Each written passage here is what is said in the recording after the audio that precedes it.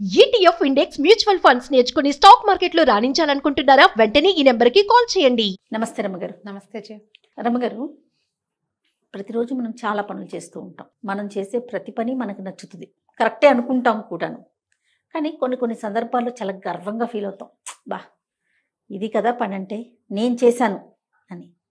ఇలా ప్రతిరోజు అలాంటి సందర్భం రావాలా? అలాంటి సందర్భం రావాలంటే ఎలా ఉండాలి? అంటే ప్రతిరోజు మనకి మనం గర్వపడేలాంటి పనులు చేయగలుగుతామా?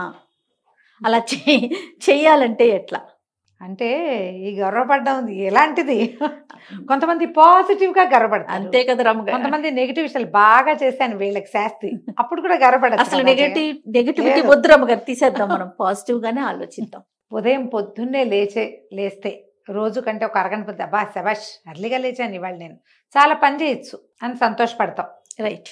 తొందరగా లేచి చకచక, అబ్బా ఇవాళ చాలా స్పీడ్గా పని చేసేసాను, బోల్డ్ పనులు అయిపోయినాయి, ఇంకా మనం అక్కడికి వెళ్ళచ్చు ఇక్కడికి వెళ్ళచ్చు, శబాష్ వెరీ గుడ్. మనం ప్రైజ్ చేసుకోవటం.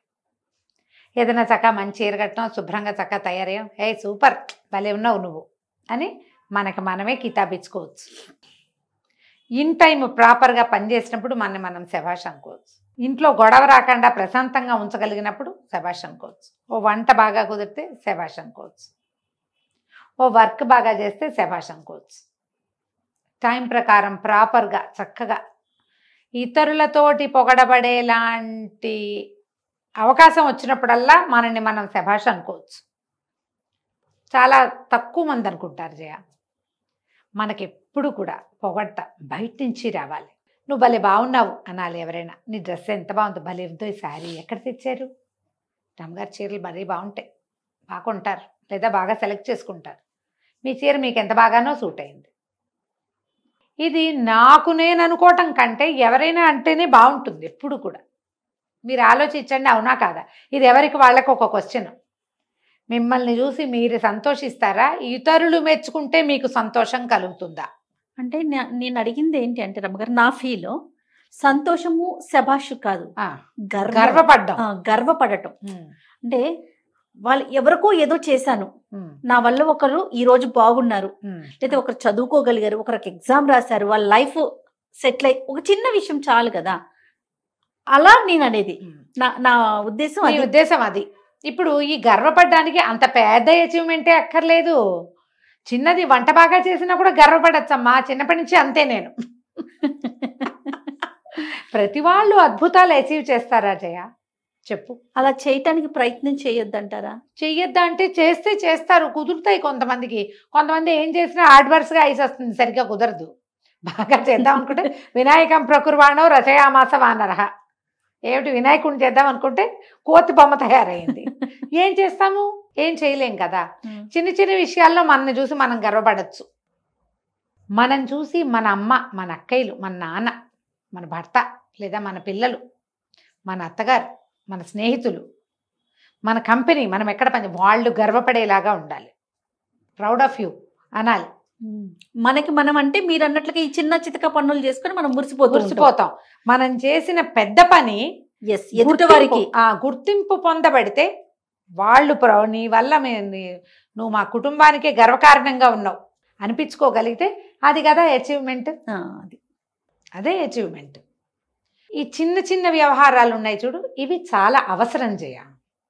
ఒక మనిషి జీవితంలో ముందుకెళ్ళాలంటే చిన్న చిన్న సంతోషాలు, చిన్న ఆనందాలు, సెల్ఫ్ కేర్, తనని తను చూసుకోవటం, తనని తను ప్రైజ్ చేసుకోవటం, నన్ను నేను పొగుడుకోవటం. ఏదైనా అఫెండ్ అయ్యే పరిస్థితి వచ్చినా ఏం కాదు పర్వాలేదు ఇలా జరుగుతూ ఉంటాయి. కానీ మనని మనం కూడా తీసుకుని ముందుకు తీసుకెళ్ళాలి. అప్పుడు మనం గర్వపడే రోజు వస్తుంది ఒకటి. నువ్వు చిన్న చిన్న వాటికి కుదేలైపోతావు, అవతల వాళ్ళ మెప్పు పొందలేకపోతే బాధపడతావు, నుంచుంటావు, ఇక్కడే కూర్చుంటావు, తర్వాత చతికెళ్ళి పెడతావు. మనకు ప్రధానంగా కావాల్సింది ఏంటంటే చిన్న చిన్న విషయాల్లో అయినా మనని మనం సొంతాన్ని సంతోష పెట్టుకోవాలి. ఆత్మసంతృప్తి అంటాం, ఉందా ఆ పదం? ఈ ఆత్మసంతృప్తి వల్ల మనుషులు ఏంటంటే కాన్ఫిడెంట్గా ముందుకెళ్తారు. ఏవో చిన్న చిన్న హెల్ప్లు, సహాయాలు చేస్తారు.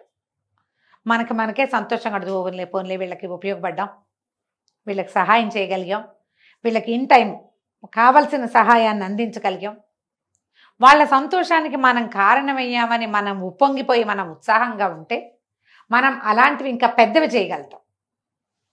ఇప్పుడు అవతల వాళ్ళు మెప్పు కోసమే వెయిట్ చేస్తూ ఉన్నామనుకో, అది దొరకల. కొంతమంది మాట్లాడరు, చాలామంది మగవాళ్ళు వంట బాగుంటే చెప్పరు, బాగుందనరు, బాగుండకపోతే చెప్తారు. ఇంకా ఎప్పటికి నేర్చుకుంటావు అంటారు. ఉప్పు తక్కువైతే నీ జన్మలో ఎప్పుడైనా ఉప్పు సరిగ్గా వేసావా అంటారు. ఇంకొకళ్ళు ఉంటారు, మీ అమ్మ ఇదేనా నేర్పించింది అంటుంటారు. నిమిషానికి ఒకసారి అమ్మలు ఏం నేర్పిస్తున్నారు, ఏం నేర్పిస్తారు, వంట బాగా చేయొద్దు అని ఏ అమ్మాయినా నేర్పిస్తుందా? దీనివల్ల ఏమవుతుంది, ఈ జనము ఎవరైతే దీన్ని ఎదుర్కొంటారో వాళ్ళు కిందకి వెళ్ళిపోతూ ఉంటారు. ఇతరుల పొగడ్త తెగడ్తలకి వెళ్ళకూడదు. మనం సరిగ్గా చేసామా లేదా అనేది మనని మనం పరకాయించి చూసుకోవాలి. మనని చూసి మనం గర్వపడాలి, మనని మనం సంతోషపెట్టుకోవాలి. ఎంతో కొంత, అన్నిటికీ కాదు, ప్రతిదానికి మనమే శభాష్ అనుకోకూడదు. కానీ ఒక జెన్యున్ కాజ్ ఉండాలి కదా, ఒక సరైన విషయం ఉండాలి. దానికి మనం ఇలాంటిది అలవాటు చేసుకుంటే సంతోషపడటం, గర్వపడడం. నేను చిన్నప్పటి నుంచి ఇలాగే చేస్తున్నా, సరిగ్గా సరైన పని అని మనని మనం చూసుకుంటూ ఉంటే ఇంకొంచెం బాగా ముందుకెళ్ళగలుగుతాం. దీంట్లో ఇంకొక పాయింట్ ఉందా జయ, మనం ఇతరులను కూడా ఇలాగే మెచ్చుకోవాలి కాదు? ఖచ్చితంగా అండి. కదా, మీరు బాగా చేస్తారు, మా అమ్మాయి బాగా చేసింది, మా పిల్ల ఎంత బాగా కూర చేసిందో, లేదా ఫలానా అమ్మాయి ఎంత బాగా మార్కులు తెచ్చుకుందో. ఓ ఫ్రెండ్ ఆవిడని చూసి మేము చాలా చాలా సంతోషిస్తాం, మా స్నేహితులు వీళ్ళు. ఇది నలుగురు ముందు ప్రైజీగా మాట్లాడటం, పొగడ్తగా మాట్లాడటం ఎక్కువ చేయకూడదు, కానీ అసలు చెయ్యాలి. ఎవరికైనా టానిక్ కదా జయ, 100% రమ్మగారు. అవునా కాదు? మనకి ఏది టానిక్, ఏది బలం, ఎవరి పొగడ్తా వద్దు, మనకి ఏది వద్దు అని అలా వెళ్ళగలమా? సర్వసంగ పరిత్యాగుల్లాగా మనం వెళ్ళలేము. మనకి ఎప్పుడు కూడా పొగడ్త కావాలి, గుర్తింపు కావాలి. పొగడ్త కాకపోతే గుర్తింపు కావాలి. పొగడ్త అంటే కొంచెం ఎక్స్ట్రా చెప్పినట్టుగా అయిపోతుంది. కానీ కనీసం బాగుంది, నువ్వు బాగా చేస్తావు, నీకు తెలుసు, నీకు అన్నీ తెలుసు, నువ్వు చక్కగా తయారవుతావు, పిల్లల్ని బాగా పెంచావు, మీ అబ్బాయి ఎంత బుద్ధిమంతుడమ్మా అంటే ఎంత సంతోషంగా ఉంటుంది. ఇది కావాలి మనకి. అది కొంచెం తీసుకోండి, కొంచెం మిమ్మల్ని మీరు ఇంకొంచెం సంతోష పెట్టుకోండి. అప్పుడు మిమ్మల్ని చూసి మీరే గర్వపడే స్థాయికి మీరు వెళ్ళగలుగుతారు. అప్పుడు ఏమవుతుంది, మా ప్రపంచం అంతా పాజిటివ్గా పోతుంది కాదు? ఖచ్చితంగా కదా. పిల్లలకి ఇవి నేర్పించాలి. నువ్వు అన్ని నీట్గా పెట్టి చూపించు. నువ్వు ఇప్పుడు మనం బలవంతంగా టైం ప్రకారం లేచినట్టుగా, టైం ప్రకారం స్కూల్కి వెళ్ళినట్టు, నీట్ అండ్ టైడీ థింగ్స్ కూడా పిల్లలకి అలవాటు చేయాలి. శుభ్రంగా ఉంచటం, శుభ్రంగా ఉండటం, చక్కగా పనిచేయటం, సరైన పని చేయటం, ఇతరులకి సహాయం చేయటం మంచి విషయాలు కదా. ఇవి ఒక ఏమన్నాలంటే టైం టేబుల్ లాగా కనుక కొన్ని అలవాటు చేస్తే అప్పుడు ప్రపంచం గర్వపడే స్థాయికి పిల్లలు ముందుకెళ్ళగలుగుతారు, మనం గర్వపడే స్థాయికి వెళ్తారు, చుట్టుపక్కల వాళ్ళు కూడా గర్వపడతారు. వాడు తన సొంతం మీద నేను సరైన పని చేశాను అని సంతోషపడి ముందుకెళ్తాడు.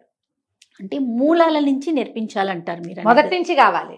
సడన్గా ఎట్లా వస్తాయి జయ? ఏవైనా సినిమాటిక్గా చూడు, ఏవి రావు. అవి మాట్లాడుకోవటానికి బాగుంటాయి.